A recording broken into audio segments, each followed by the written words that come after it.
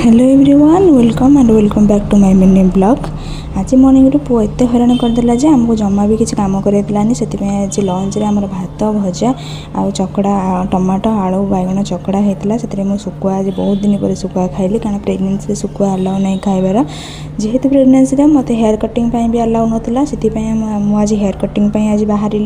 पुओ को भी आज सांगे नहीं जाऊँगी कहीं से जेहेतु फीडिंग करुच्ची एका छाड़ी जाइहबनी से आम नानू घर को बाहर नानी घर पाखे लगे पार्लर जेहेतु पुओ को सही छाड़ी जबार अच्छी से मम्मी मो सान भौणी डाडी आम समस्ते बाहरी पड़िलु पुओ को लेकिन नानी घर को मम्मी ये मत पुओ को बहुत केयरफुली दौर जेहेतु मुझे स्कूटी जाऊँगी पुओ को बहुत केयरफुली मतलब लेकिन जबार अच्छी बहुत डस्ट एयर जो इन्फेक्शन भी हो पाए से केयरफुली मुझे पहुँची गली नानी घरे नानी ये पुओ को शुआई दौची आ नंडू ताकू लगे चिपकी होगी खेल छाड़ी आसिक पाखे लगे चिपकी रहीगला कहीं बेबी बहुत भल लगे। आम नंडूर सब प्रिय सान मौसी